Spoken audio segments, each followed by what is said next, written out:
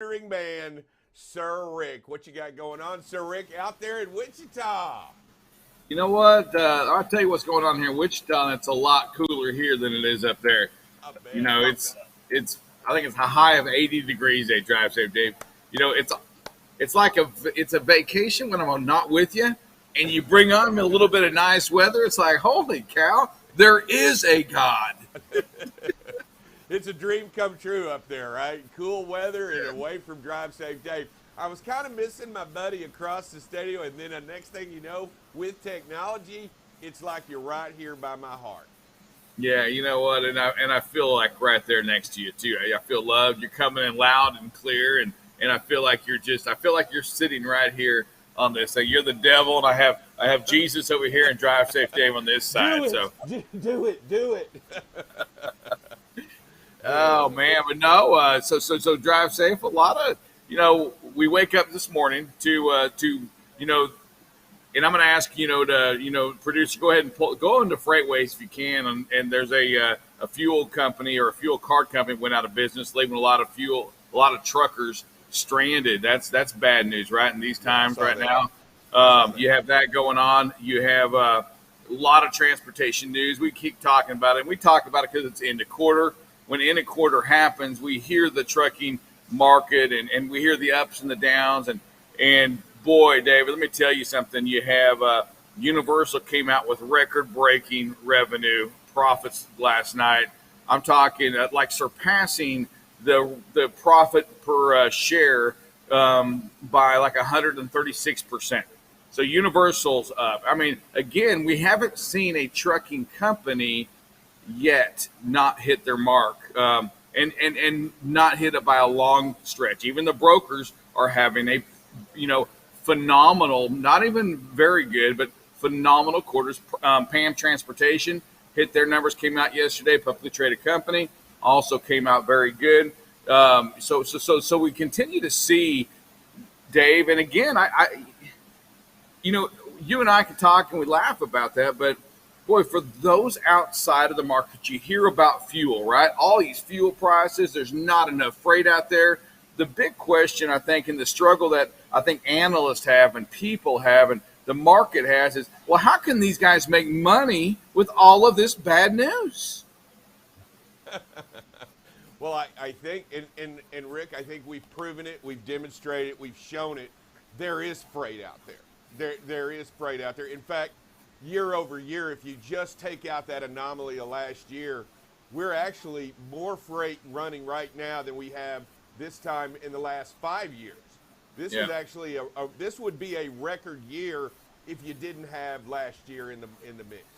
Yeah, and you know what? That's the story, Dave, that you don't hear about yet, right? You No, still don't hear. And I think last year, when the market was going on, I think once again, we were quick to realize that, okay, well, let's follow the new trend line. The new trend line during COVID was August of 20, about the end of August, 15th, 18th, 20th, whatever, of August of 20 to going forward was a new trend line. You had to take that anomaly out. You had right.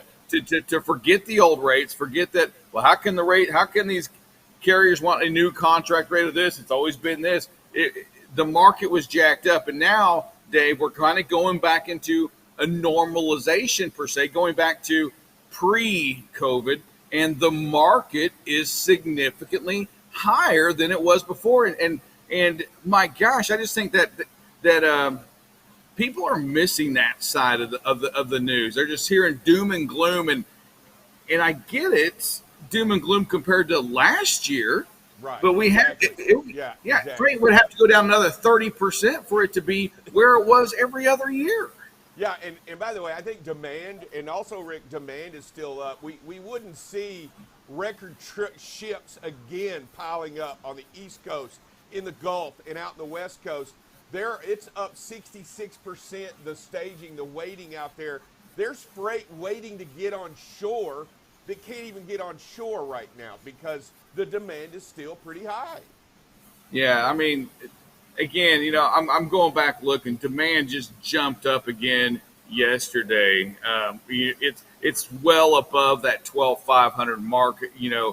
Again, Dave, and it's just it's just like, people are still ordering things. We've changed the way we've done our. I do think this. I think COVID changed how we do business today, how we order food, how we order product, and like it or not, it's never going to get back to that 10,000 mark. It's going to stay at 12,500. From this, that to me is going to be the new norm because we changed our patterns. It doesn't matter that maybe we are in a recession or not in a recession. We can battle back and forth on that. One thing we don't have to battle on is how we get our goods. And we changed how we get our goods, that it is still apparently producing truckloads of freight because it is staying crazy high except for last year. Crazy high. Yeah, I think, Rick, I think that's where people lose sight of the big picture. I mean, yesterday they reported that the gross national product was down just a fraction of what it was a year ago, and in the last two reportings it's been down slightly, which is a good indication of what they've always called a recession. But you and I both know last year was so crazy and so out of whack. It's really hard to justify what last year's numbers are to these year's numbers. You really need to go over 5 years. Yeah, I agree, David. I think too another thing that's missing out on, and we haven't found that. And you know what? The crazy thing about transportation still is, the data that we have is really only good for 5 years. And there's certain data that just isn't that good yet because it's been it only improved once we got the electronic logs back in 2018. So data hasn't been that good for that long. Dave, we talk about the everybody always looks at China, what's going on out of China, how many shipments are coming out of China, and I don't think it's a crazy significant number today, but what we don't know is how much freight have we already moved from China to Mexico, to Central America, to somewhere else that we're not as dependent. I'm still saying we're way too dependent on China, but product has moved out of there already, maybe being produced here in the States. So we can't just look at those TEUs, those shipping containers that are coming from China to here, and if they're less than there was last year, and surprise, there's going to be, if there is even a closer amount, Dave, let's just go back to 2019. If it's the same amount of freight moving from China to the United States as it was in 2019, if it's the exact same amount, that tells me there's more freight going on, because what we don't necessarily have the good measurements are how much of that freight did move to Mexico. Mexico, Dave, is starting to ship out a lot of freight, and that freight's coming from somewhere. It's been replacing how much from China, and that's what we've got to get that next data point to really understand. We've got to quit using these places like, again, going to the shipping industry and saying, well, it's not the same. Well, it's not the same data. That it's not if that freight's not there in China anymore, but being shipped out of Mexico, you still got to give us credit. You can't say the freight volume's down because it's not coming out of China. Is all I'm saying. Yeah, and it's pretty indicative of I'm hoping that we do diversify our channel. We can't be dependent on one country. In fact, we shouldn't funnel all of our money in one direction. It should be spread around as best we can and not be dependent on somebody like China. I'm just going to say somebody like China in the way we do business with them. I mean, I get it, but I truly believe I like what you're saying. I think freight is up. I think it's staying consistently high. We are not arguing today, right, that it's better than it was in 2019, right? You and I agree. Oh, yeah, it's so much better. Again, I even say, Dave, that it's only bad. Well, it's really bad, not only, but like horrifically bad for those that went into business last year. Okay, that's no joke about it. I mean, wow, you're going to have a struggle to the point that odds are you're not going to make it. And we see that in the used truck pricing beginning to curve back down. And Dave, the way the used truck market comes back down, it means that there's not a demand for it, right? I mean, Absolutely. When there's not a demand, it comes down. When all of a sudden a market gets flooded, the used truck market, that same 3, 4, 5 year old truck market gets flooded again. Dave, they're coming from somewhere. They're coming from steel trucking companies that are turning in their equipment. Yep. getting new equipment, and that demand of everybody and their mama and their grandma and their son and their 2-year-old baby that they have a truck for as well, because the rates were crazy. That demand is gone. Yeah, and not only that, Rick, we talk about that. You just think, even if a small percentage, let's say 10 or 15 or 20% of those people that went out last year and bought a used truck, and they don't make it, where's that truck going to go back? It's going to go back into the market. And that demand is not there because not as many people are flooding to go get it. So like that's really where it's going to start to push the price down. And all those people that bought high, they're going to have to sell low. And Yep. That's not good for business either. So No, I know, 100% agree, Dave. And I'm gonna see if I can take this screen over here for a second, and go get it. I want to show you something here if I'm smart enough to do it. And again, the fact that we have safety guys that can do it tells me that I can do it too. Oh, you must have been able to do it because you froze for a second. Anytime they freeze, when the safety guys do it, there you are. All right, Dave. Okay, so what I'm looking at right now, and I'm gonna refresh this. We're gonna go back to a year. Dave, this is the 1-year-old. I'm sorry, this is the 3-year-old used truck pricing market. So you see the graph, right? Yeah. All right, so this was last year, and again, let's just back it up to 5 years. I think this is a great story to tell. Yeah. You look at pricing on 3-year-old trucks from going back to 2018. It was $60,000, Dave. What we saw last year, and again, I want you to see this, everybody, because what I want you to see is that every other year in America, I mean, and this is probably true, that same 3-year-old truck you were buying every year was costing you closer to $60,000 to $65,000. Dave, what we saw last year was a market go from 60 to 70 to 80 to 90 for this same 3-year-old truck, Dave, and it peaked out this year in March at about $140,000. I don't even understand that. You know that? I'm going to say, unless this market stays the same, you don't make it. I mean, it's just, you're not going to make it. And it's not shame on you. It's just, you know what? You bought into a market that didn't last very long. And Dave, that same truck that you bought for $142,000, 3 months later, maybe 4 months, it's valued at about $120,000 on the top side. And it looks like it's falling. That trend line is not that's a falling trend line. In another month, it might be at 100. Yep.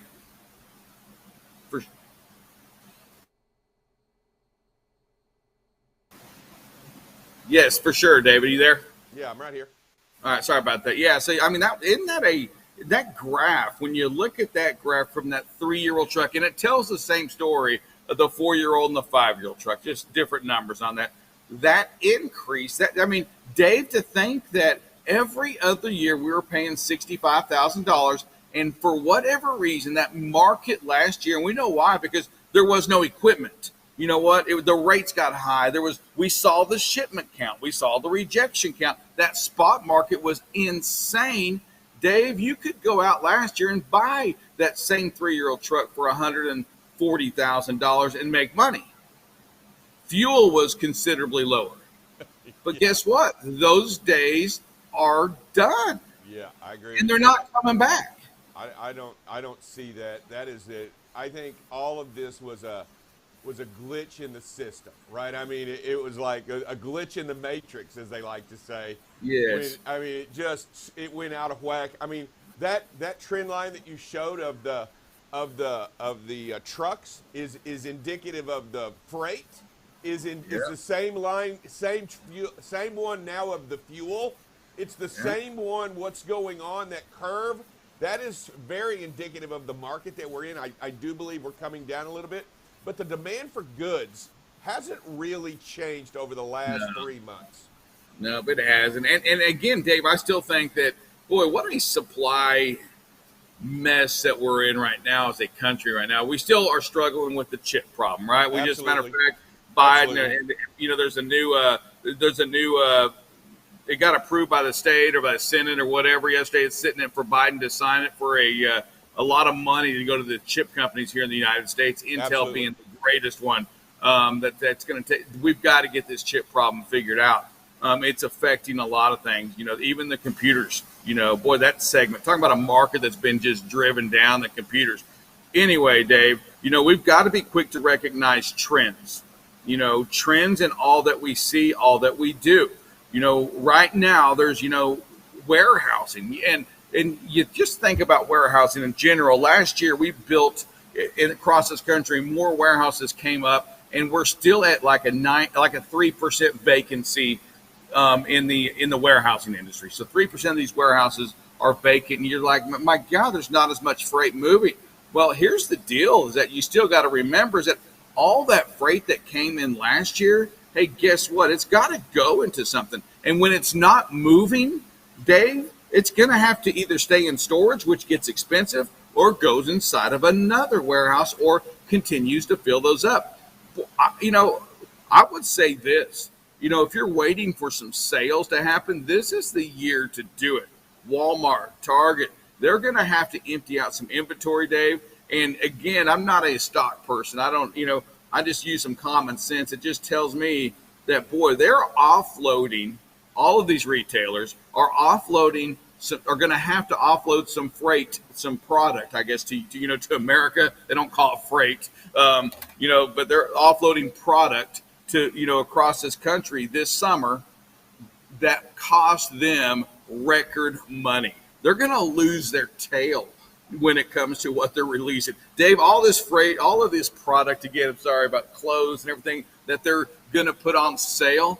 My God, they paid, it was like the used trucks. They paid significant more money than they will ever pay again to get that same pair of jeans over here. Dave, they paid, God, 3, 4, 5 times the amount in shipping to get it over here. Yeah, and I'll tell you, they have, and I think it was a perfect storm because, Rick, they ordered it, and there was such a delay in getting it that now all of a sudden they've been hit with it, and they've got all of spring's stuff in the summer. They've got winter stuff they got at the end of spring. They're inundated with last year's stuff. They got nowhere to put it. They're going to dump it. I've got a feeling, and I hope you agree, and I think this year during peak season, during Christmas, we're going to see sales like we've never seen them before. I agree. And I think for us as shippers, Dave, us in the transportation market, that is a good thing. It's another positive for our industry. Not Absolutely. good for their industry, not at all. That industry is going to tank. Well, they're going to just lose money. And that's a phenomenal point, Dave, because yes, we're going to see some sales like we haven't seen before. Black Friday is going to be truly a crazy time this year. I think we're going to see a lot of freight move to get the inventories up. They're not right, Rick? Would you agree that right now they're so just not right, right? They're not balanced. They're not set Yeah. right. They don't have. My wife works in retail, and to her point is they're so far behind on last stuff. They've got to clear it to get ready for next year's stuff. I agree. They got nowhere to put it. Dave, it goes to the appliances as well. Think about these appliance companies out there that, again, are sitting on things. They have all of these washers and dryers and washing machines, all of these things that everybody wanted because housing was booming, and all of a sudden interest rates go up. And they're like, what? Why are you? And now you can't build a home. People aren't wanting homes. They can't get the same home they wanted. Now they are sitting, Dave, on a crap ton of product, of washers, dryers, all of these things you think about, these appliances that normally go into houses, normally goes into these big apartment complexes.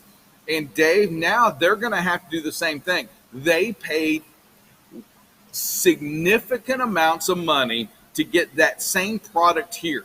They're going to have to go on sale. They're just going to have to bite the bullet, reduce their inventory, which, oh my God, that's going to hurt because they are going to lose their tail if they ever come out and admit it. They're going to lose their tail on that side because they paid so much to get that same thing there, but they don't have a choice because They have it coming in again. It's getting replaced. They can't continue to leave it in trailers because that demurrage, that storage, that trailer cost is going to eat them alive. Dave, you're going to see some crazy sales going on for appliances just to get this product out of here, open up some room for next year's product. Dave, I'm very bullish. Is that the word? For transportation, logistics, brokerage, that whole entire thing. And I'm very bullish on the trucking companies that have trailers, Dave. Let me tell you, there's still you have the large brokers that are going to be successful on it. I still say this, I struggle with thinking the value a broker is going to bring to a shipper today or going forward, unless their carriers that they're using has a trailer pool. And my advice to the shippers, the larger shippers out there is, hey, listen, if you're going to go to bid right now, let me tell you who you don't mess with. He or she with the trailers. Let them be. Continue to be their friends, because they have something that nobody else has, Dave. And can't get them. It's hard getting them. No. And let me tell you something, if you're a Wabash or Great Dane or Hyundai, you have a trailer order. Are you going to give it to the individual that ordered one? Or are you maybe going to give it to the one that ordered 5,000? Yeah. It's just pretty simple right now. That smaller guy, and then the smaller guy, he may or may not, or she may or may not even get a trailer, Dave, because people are holding onto their trailers right now. Absolutely. They're pushing these. Absolutely. Yes, even the old ones. Trailers can last a while. I mean, it's just a box on wheels at the end of the day. I know there's more to it than that, but it's a trailer. You can put a forklift through a brand new trailer just as easily as you can a used one. Would you agree? Really nothing to it. I mean, it's a trailer. You got to take care of it. Good analogy, sir. Oh, man. Hey, Dave, I know we have, it's 7:24. I know we wanted to do a couple of interviews. I know we have one pre-recorded. There's some of these we got to get on the air. These are from Iowa, right? Let's absolutely. Go to, I know we have a shorter clip, one 8-minute one. Dave, before we go to that, talk to us a little bit about this vehicle. Talk to us about the person you interviewed. Well, I'll tell you what, just like many of the individuals out there that we spoke with and that go around and do these shows, they really care about what they do. They enjoy going out and giving back within this industry, going and giving, paying it forward. I'll tell you, I really enjoyed the idea. He was a prior service member and feels the need and compelled to go out and demonstrate his support, his appreciation, and continued demonstration of that love for this country and for the service members out there. You can hear it in his voice. You can hear it when you talk to him. You can tell by what he's doing. He has a way in which he can do it, and that is this very cool rig that we're going to see, this very cool car that we're going to look at, this truck that he's developed.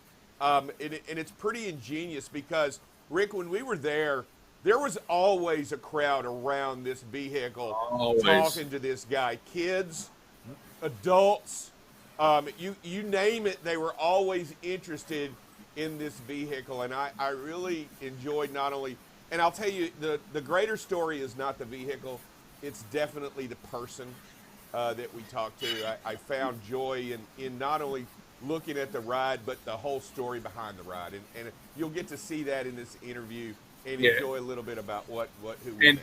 Yeah, and Dave, probably to me, the one thing that I'll carry from that is the point he made to you after the interview when you smiled. What did that smile mean to him, Dave? Everything. That's why he does it. And I truly believe that's a lot of why a lot of these guys do it. I mean, these guys go to these shows and they sit down in these lawn chairs and they visit out there waiting in the sun.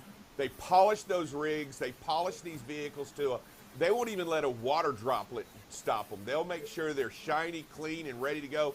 And they want to interact with the public just so that they can enjoy what they do. Great stuff. Let's do that interview. All right.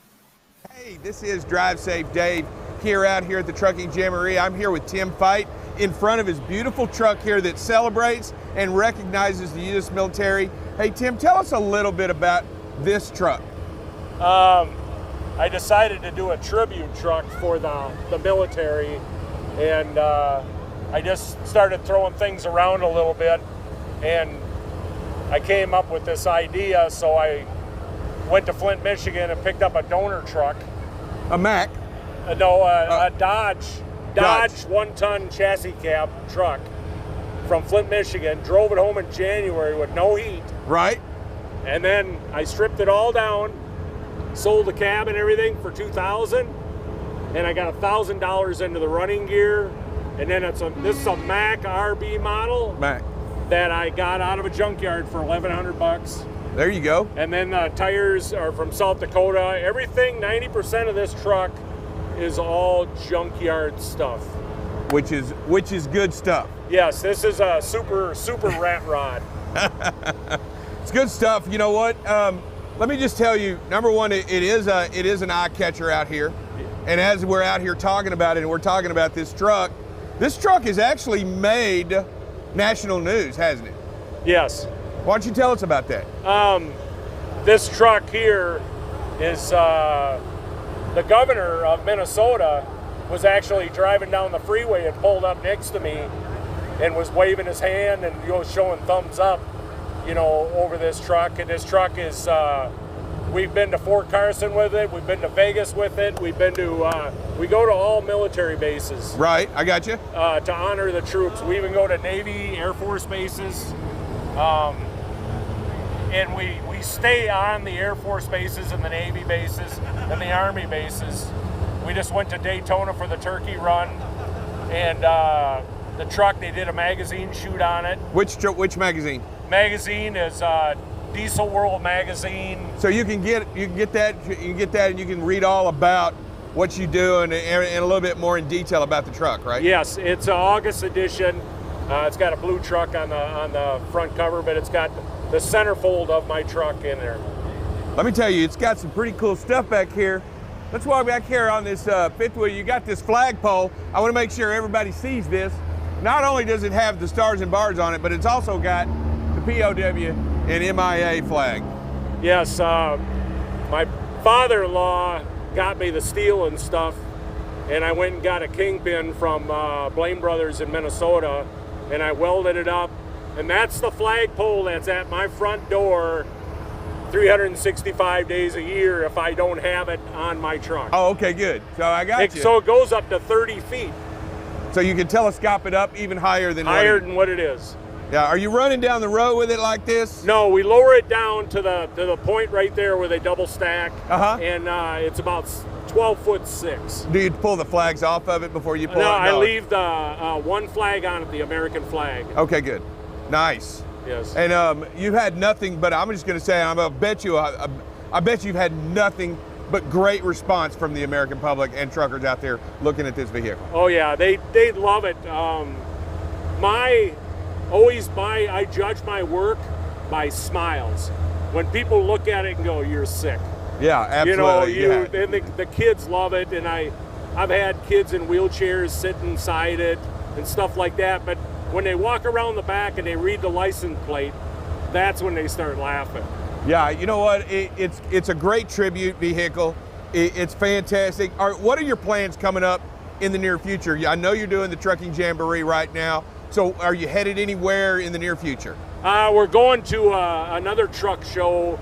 This one here, the big classic by Rochester, Minnesota. Right. We're going there September 10th or 11th or something like that.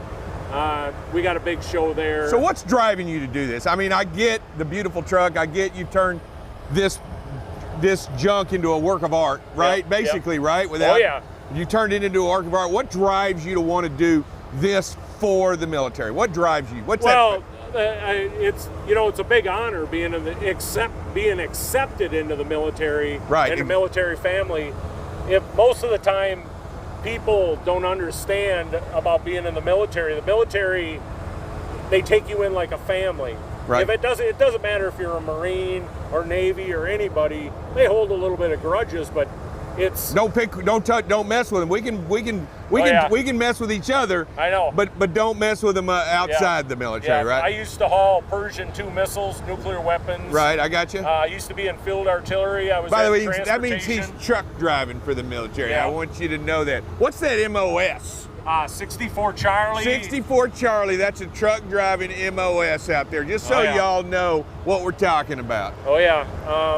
I went into service 2 days after I turned 17. There you go. Had my mom and dad sign for me. Both of them were divorced, and they were sitting at the table, and they were. Yeah, you're out of here. Yeah, they wanted. Yeah. You're out of here. They were divorced, so they didn't want to be in the kitchen too long together. They just signed the paperwork, and out the door I went. Nice. So first duty assignment, Korea. Nice.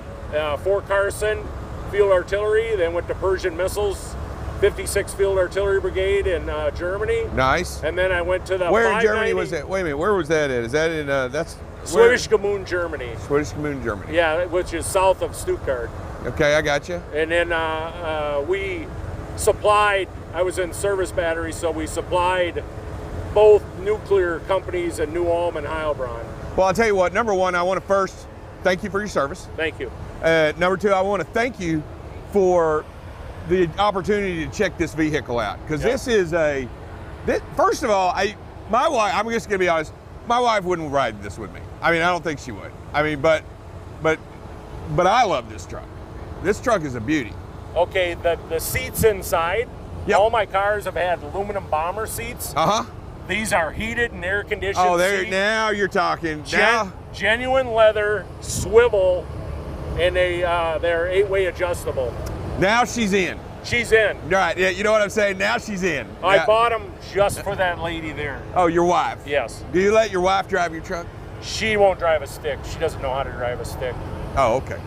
But it's still a beautiful truck. Well, thank you. Man, I tell you what, appreciate I hope that you out here at the Jamboree, man. I look forward for you at the next truck show. Yes. The Big Iron Classic next week in Minnesota. I mean, next month in Minnesota. Yep. But while we're here, I hope you get a lot of thank yous. I hope you get a lot of smiles. And I hope you get a great understanding of our appreciation for what you're doing out there in the United States. I judge all my work by smiles. There you go. I like it. All right. Hey, everybody, you get an opportunity. You're out here at the Jamboree. Make sure you walk by Mr. Fite's truck here and check out this. Salute the flag. Look at the truck. And you know what? Give him a big old smile, because that's how he judges his work, man. We got it going on. All right. Thank you very much. Thank you. This segment has been brought to you by Utility ProWear. Utility ProWear manufactures high-quality, ANSI-certified, high-visibility apparel for both men and women. Infused with a Teflon fabric protector, Utility ProWear gives you the added benefit of providing a barrier to liquids, dirt, and grime, keeping you cleaner longer, brighter longer, and therefore safer longer. Get your high-visibility apparel by going to utilityproware.com. Use the code BCB20 at checkout for an exclusive discount.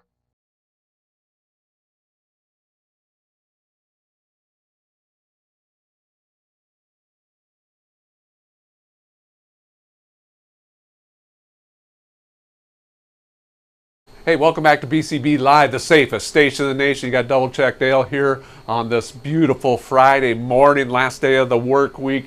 Hey, let's take a look at some weather first, and let's look at the temperatures. You know what? It's going to be hot today. You know, we start getting into the afternoon hours. We're going to see the 100-degree temperatures again in the Dallas-Fort Worth area. You're going to see a lot of heat out in the Pacific Northwest and along the Gulf Coast states. The rest of the country is in the high 90s and 80s. So another hot day. They just keep coming. Let's take a look and see if we get any precipitation coming on today. Not that one. Rain and thunderstorms. Let's see. There we go. You know, currently have a pretty strong system. Let's see, right now, currently have a pretty strong system out there in southwest Colorado, right down in that corner right by Kansas and Oklahoma Panhandle. That is potential for some tornadoes out there, very strong winds, very heavy rains, and then that kind of works its way all the way across the northern part of Oklahoma, northern Arkansas, into Tennessee, and that system just kind of sticks around all day. Expands a little bit. You know, if we get into this afternoon, late afternoon, that storm shifts a little bit more into southwest Kansas. Very strong system.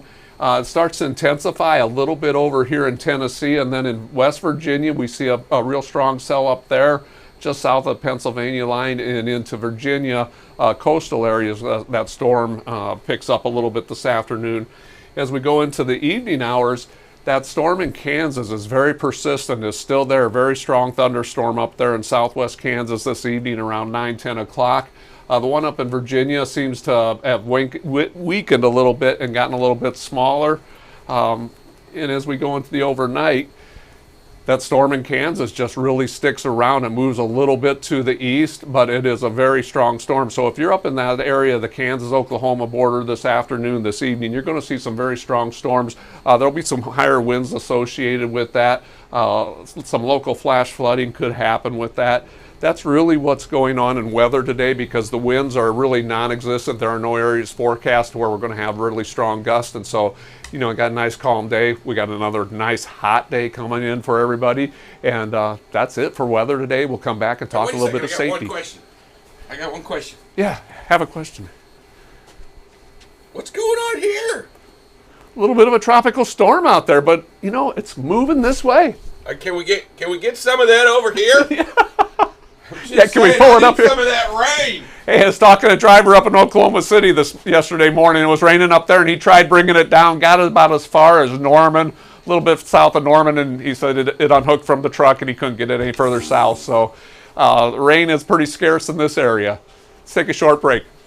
Hi, this is David Dover, also known as Drive Safe Dave. You are watching BCB Live, the safest station in the nation. Safety is what you want to talk about, and safety is what you want to be every single day. That's what we're here for. We're here to make it better. The industry needs BCB Live so that it can find new and inventive ways to bring safety to the forefront for every single person out there on the road. You got to be prepared to stop. And when you look at that and you understand the situation that you're in, you got to know that it's going to change. You got to expect it to change, and you can't run those lights. You can watch BCB Live weekdays, 7 a.m. to 8 a.m. Central Standard Time. So what are you waiting for? Follow and subscribe to BCB Live today. Hey everybody, welcome back to BCB Live, the safest station in the nation. Drive Safe Dave here coming to you with Double Check Dale, who's been doing weather and checking out the storms. Hey, you know, they got a little bit of rain in eastern Kentucky there in the last couple of days. I think they got as much as 11 inches in 3 hours. Several people dead. The governor anticipates up to a double digit in deaths in that region. They were out yesterday, and I think it was raining a little bit yesterday. Last night, I think they're going to get a little bit of a break today. But I looked at the warnings to see if there were any flash flood or flood warnings in effect, and I didn't see any in effect out there. I know they got a lot of rain a couple days ago. They had the warnings up for a very large area out there. Oh, I'm talking that they had at one point, I think the river in one region was up 11 feet over its banks in a matter of minutes. Whew. I mean, that's pushing it. I mean, it doesn't take much rain. I mean, it's 6 foot of water will destroy a house. Moving water will destroy a home. And 2 feet will lift a vehicle and put it into the river, and 6 inches will kick a person off their feet. So you got to understand just how dangerous that volume is and the water is, and how dangerous it can be. I digress. I'm sorry. I just saw I saw a lot of that going on. My heart goes out there. Our prayers go out to those in that region dealing with that. Yeah, that's such a tough thing to clean up afterwards, because it makes such a mess and it ruins so much. I mean, that water gets into everything, mud and everything, that debris and everything that goes with it. Just yeah. And especially when the house floats down the river, that's when it's hard to clean up because it's gone. Yeah. All right, we've been talking about accidents this week. What's the accident tip today? You know, so if you've been involved in an accident, don't put it on social media. Don't post anything. That's one of the places that attorneys will always go to and look and everything. And, you know, you like sharing things with your friends, but it's just not a good idea to post anything about an accident on social media. Correct. Because no matter how you post it, it's going to get twisted. It's going to get found. It will get brought into a court of law, or get caught into whether it was preventable, non-preventable, who's at fault. So you just really have to, you know, learn to stay away from that social media and keep those type of details to yourself. And so that's really the tip. That's a don't for the day. Yeah, I'm gonna say I don't think any bad thing should go on social media. I just don't think you should put bad things on there because it just gets twisted. It gets looked at wrong. And I mean, birthdays, anniversaries, holidays, I think those are all great. Wrecks, no. No. People hurt, no. No. I'm not interested in that. And anyway, but don't post it. Stay business. Stay professional. Yeah. This is a business, and social media is not about business in respect to your job. So stay off of it. All right. Yeah, that's a good tip. Yeah, it's just another tool that attorneys and insurance companies use to not to your benefit. And not to your benefit. They don't bring that stuff up so it'll help you. Yeah, I mean workers' comp. And you've seen it. A person will be claiming workers' comp, and all of a sudden you look at their social media, and they supposedly can't walk, and they're out water skiing or they're out doing hang gliding. They're out hang gliding. So yeah, you got to kind of watch what you do there. All right. Let's go to some videos. Let's watch some videos. All right, the first one we got today is called "Wish Everyone Would Do This." I wish. Oh yeah, look at this. Drivers prepared for stale green light stops. Ooh, a four-wheeler does not. Intersections are so dangerous, folks, and I know you may get tired of us saying that, but when you see stuff like this, you start to really understand how dangerous they are, because that four-wheeler goes blazing through a red light, and there's a car making a left-hand turn. Yep. I mean, he gets out there a second earlier. Oh, we got a bad one in the middle of that intersection. And that oncoming car is blocked completely of view by you in this 18-wheeler. So much is there, and so much is dangerous. Good job stopping. Great job of doing what's right. You did everything you could to make this a safe intersection. Yeah, I mean, the stale green light, the big picture, just a great job of defensive driving and stopping for it, instead of trying to run through it or make it through it before it changes. So great job, driver. All righty. All right, this next one is about bad following distance. What do you think, Dave? A little too close here? Yeah, I think so. I think it is. And that's what it is. And when we get this, look at the speed limits posted at 70 and the driver's doing 56, 57. So, 10, 13 miles under, but we're still too close. So it just goes. And we understand what transpires. You come up and you get behind a slow moving vehicle, right? And then there's plenty of traffic on your left. Obviously, people are moving beyond, it's difficult to move over because there's people over there. But don't once you get into this position, back off. Yeah. Once you recognize you're there. Yeah, once you recognize you're there, get away. Go find an escape. And the escape is create some distance. And we're only talking about another second. We're only talking about another second and a half. We're only talking about a second. We're not talking about, a life-changing move here, but we are. A 1 second is a life-changing move. All right. Here we got below the limit, but way too close. And again, it's very similar to the last one, except when we make this lane change, I think this one has the pass in it. Yeah, when we go out there, we're going from one following too close to another. We're following too close. And I recognize you're trying to make that pass and trying to get out of it, but have the space between you and the vehicle in front of you, and then when you pass, have the space between you and the vehicle in front of you. In this case, we don't have it in either situation. Don't move from one bad position to another. I know the one in the left is improving quickly, but you still place yourself in a bad position between these two vehicles. You're too close to both of these vehicles. You're tailgating both of them now, not just one. Yeah. I mean, I like to call this next one, "What Are You Thinking?" Man, it was a day for following too close, and again, it's one of those things when you recognize that you're in that situation, you just got to take corrective action. One of the things here is we're about 2-3 miles over the speed limit. If we back it down to the speed limit or a mile or two below, this situation goes instantly away. And so, let's obey the speed limit. Let's do that first. And if we're still too close, let's back off some more. And that's what needs to happen here. Have to recognize that, hey, for whatever reason, I've got too close to the car in front of me. Now I need to make it better. I need to listen to my coach. And let's look at this from a perspective and understand what we're talking about here. And I don't want to get. Let's be honest with ourselves. If you were to see this video, no matter who you are, what you're looking at it, do you understand at 68 miles an hour, you are way too close and you are just crowding this vehicle on a 3-lane road. Yep. And for whatever reason, you're crowding this vehicle on a 3-lane road. You can't force them to move. What's your best alternative? Back off. Back off. Back off. Back off. And you know what? If you can't go around them, it's okay. Yeah, That car's probably going to get off in 3 miles of the freeway. You're doing 500 today.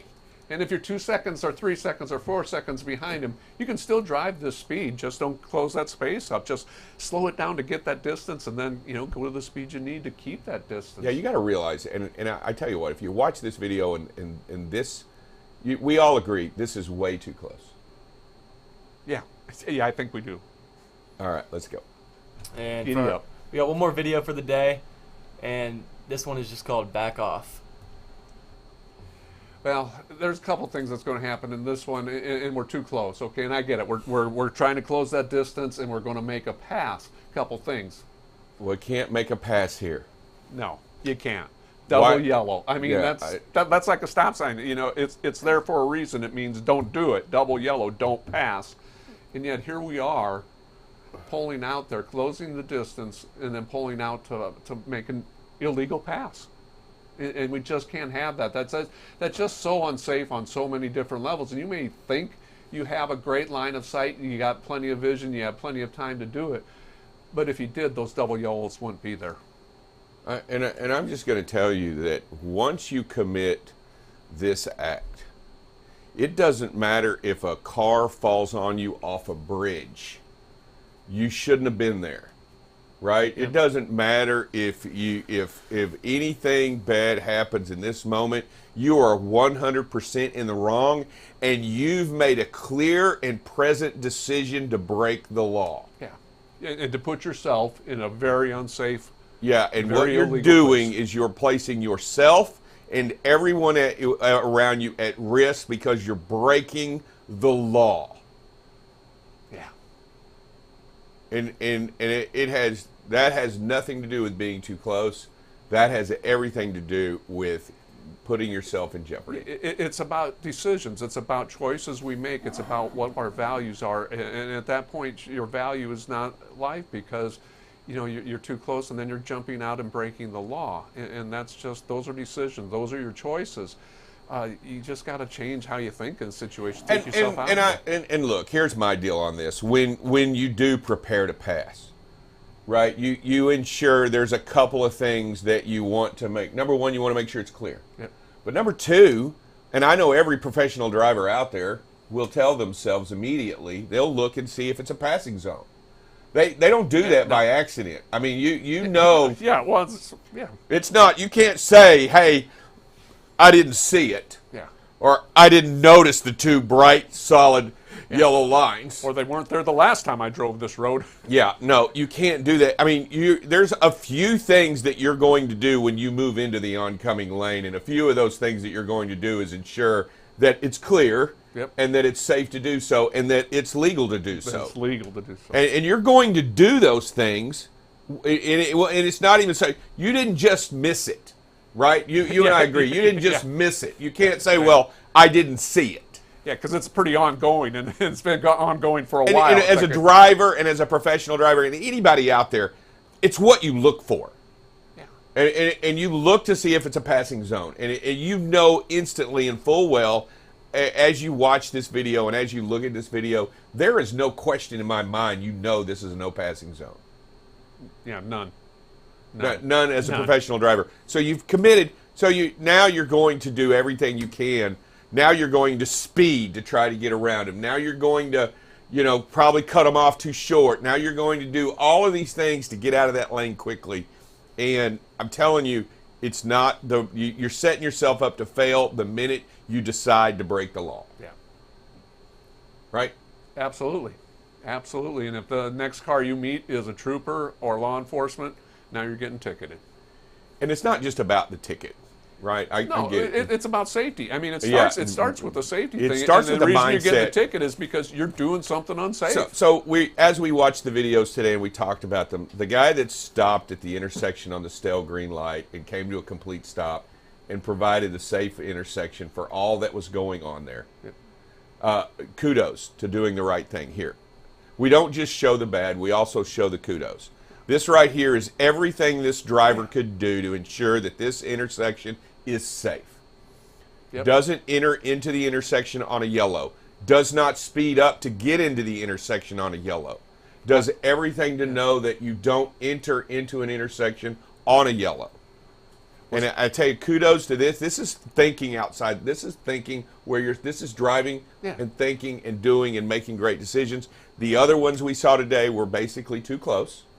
Because we're talking about that, right? We're focusing on that. Yeah. Because so you're going to see a lot of videos in the next few months. You're going to see a lot of driving too close videos. If you've seen a lot in the last month, guess what, Dale? We're going to see a lot more. We're going to see a lot more.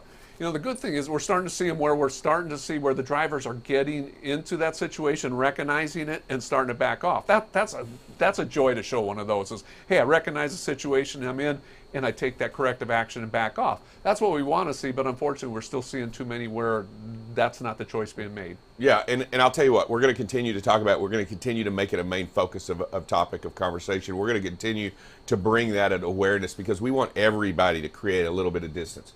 We want every four-wheeler to create a little bit of distance. We want every truck out there on the road to create a little bit of distance. We want every bus, every train. We want everybody to create a little bit of space and make it safer for everybody, because I truly believe that if everyone creates that environment, you're going to have a drastic reduction in accidents. Yeah. And then maybe we can end the streak in Texas. And maybe we can end the streak in Texas. All right, I'll tell you what. Everyone, I hope you have a wonderful and safe day. Dear Heavenly Father, we gather before you today to ask for your grace in all things. We ask that you protect us and guide us today and help us to be better at who we are and what we can do today. Father, help us to live up to our potential for each other and for ourselves. Help us to be one with you and one with each other. We love you, and we want you to love us. We ask these things in your name. We pray. Amen. Amen. All right, everybody, have a great and wonderful day. Be safe, and you have been watching BCB, the safest station in the nation. You know, he did that all by himself.